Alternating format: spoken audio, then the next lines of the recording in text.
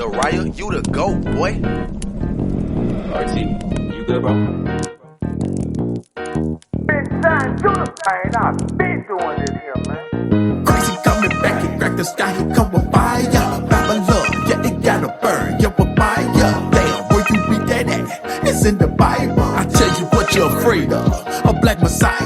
Crazy coming back, he crack the sky, he come with fire. Babylon, yeah, it gotta burn, yeah, with fire.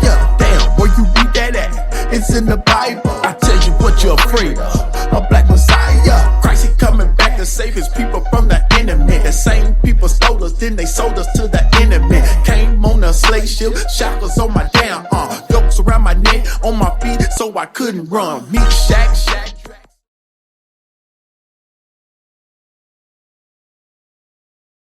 Hey, nah, bro, I'm done with you. Because at the end of the day, I called you a God, you didn't refute that, but you will refute being an Israelite. But the Israelites are the gods on earth. That's right. That's who the Bible was written to.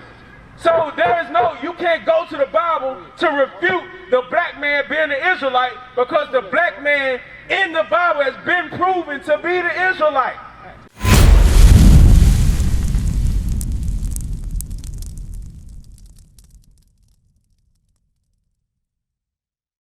All right? My brother, you waited patiently, probably just to scoff. But what's up? What's going on with you, bro? No. You gonna bring that same foolishness from last time?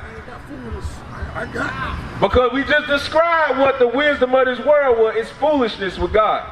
So you bring anything from the wisdom of this world, if it don't consign and align to this Bible, then it's foolishness. All right? But first book of Maccabees, book 1. First book of Maccabees, Yeah. chapter 1, verse 1. Go to, we'll read it for you. We'll read it for you. Verse 1. No, verse what? 40. Verse 40. First Maccabees, chapter 1, verse 1, and we're going to read verse 40. Verse 40 to 50. You can read it. The book of First Maccabees, Chapter 1 and verse 1. Verse 1. Start at verse 1. Let's see what he reads. Verse 1 and verse 1. And it happened after that, Alexander, son of Philip the Macedonian, who came out of the land of Chittim, had smitten Darius the king of Persia and Mede, that he reigned instead, the first over Greece. So who is that talking about? Let's talk about the people from the south, not Israelites. It's not talking about Israelites. Read it again. Read it slowly for the brother. Not talking about Israelites. The book of First Maccabees, chapter 1 and verse 1.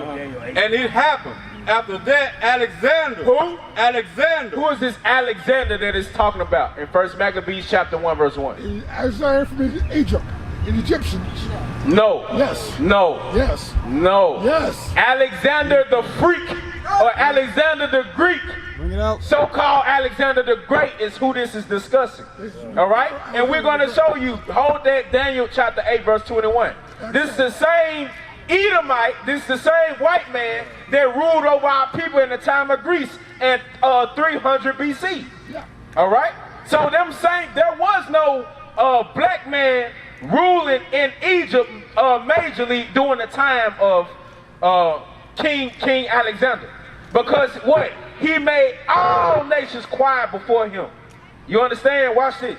The book of Daniel, chapter 8 and verse 21. People from the south, I told you not to bring no foolishness, bro. And the rough goat is the king of Greece, and the great horn that is between his eyes is the first king. Is the who? First king. Read it again. And the rough goat, The rough goat. Read. is the king of Greece. Is the king of Greece. That same King Alexander that was in First Maccabees chapter 1 and verse 1. All right, now go to Esther chapter 16 and verse 10. Hold Maccabees. Esther in the Apocrypha. All right, because we're going to show you, go back. It's at the beginning. So once you start to realize, you got to line the Bible up within history. The Bible is our history book. It is our records. And it goes to show that many people ruled over the Israelites, but that didn't make them the greatest people that God made. That just means that the God's people made bad choices, and we chose the wisdom of this world. There was foolishness with God. 16 and verse 10. Yep, read. The book of Esther, chapter 16 and verse 10. For a man Macedonian. Read it again. For Ammon, a Macedonian. For who? For Ammon, a Macedonian. So Ammon or Haman in the Apocrypha was who? A Macedonian. A Macedonian. So go back to first. Okay, keep reading. The son of Amatha. So Amatha. Being indeed a stranger from the Persian blood, and far distant from our goodness, and as a stranger received of us. He was a stranger. You understand? So this man was not an Israelite. You understand? All right, but he's also not the king of the South or the people of the South. All right, that's what you just said, though. Read. Has so forth obtained the favor that we shew toward every nation, as that he was called our father, and was continually honored of all men, as the next person unto the king. He was the next person unto the king. All right, so this same wicked Haman would accuse our people of being wicked, although we was just trying to keep our laws. Guess what? He was the same lineage of King Alexander, a Macedonian, whose father name was Philip II.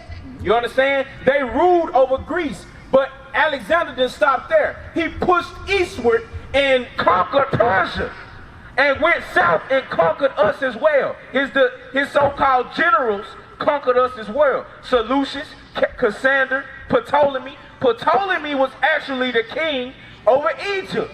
So there was no king over Egypt outside of the Edomites during this time. Okay? So this first, go back to First Maccabees. All right? Yeah, I mean, bruh, right now you silent because you probably don't have anything to refute this. Yeah, I do. All right? Read. I do. All right, what you got to refute this? Maccabee 41 through 50. Read it. You Verse said 41 what? through 50. Read it. First Maccabees, chapter 1, Verse 41 to 50. verse 41. All right. We'll read it. First Maccabees chapter 1 and verse 41. Moreover, King Antiochus. Who is King Antiochus? Of what nation was he? He was part of Africa, South. So just okay. Keep reading. Let me ask you this: Keep reading. the South Africans, are they the same as the Nigerians or the Libyans? No. So how does that? Just because he lives in Africa, how does that make him of African blood? Being born in that nation. Same way it makes it being born in Greece. No. There are many people that conquer lands and stay there. Does that make them of the same nation that they conquered? What's their kids do? Their kids do. No, their kids are of the lineage of their fathers. So there is no such thing as a mixed race. You understand? King Antiochus was an Edomite like his father. Right. No, regardless of where he ruled. But we'll keep reading. Moreover, King Antiochus wrote to his people, wrote to his whole kingdom, that all should be one people. That all should be one people. What does that mean? That means that they just immaculately turned into everybody the same person? Or the same people, the same blood? What does that mean? Come all together. They come all together. Okay. Just like in Babylon. Or just like back in the day. You consume or you absorb everybody, just like America today. Everybody, it don't matter what we look like. You can line up a bunch of different nations, all of them say that they are American. That's the same as this. Saying let's all be one people. Read. Verse 42. And everyone should leave his laws. So everyone should leave his laws. Who was he talking about? He wasn't worried about nobody else. He was worried about the greatest people on earth. Shall leave his laws. Read.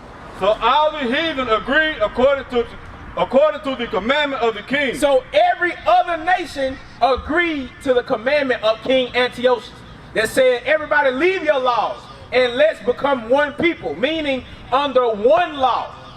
Read.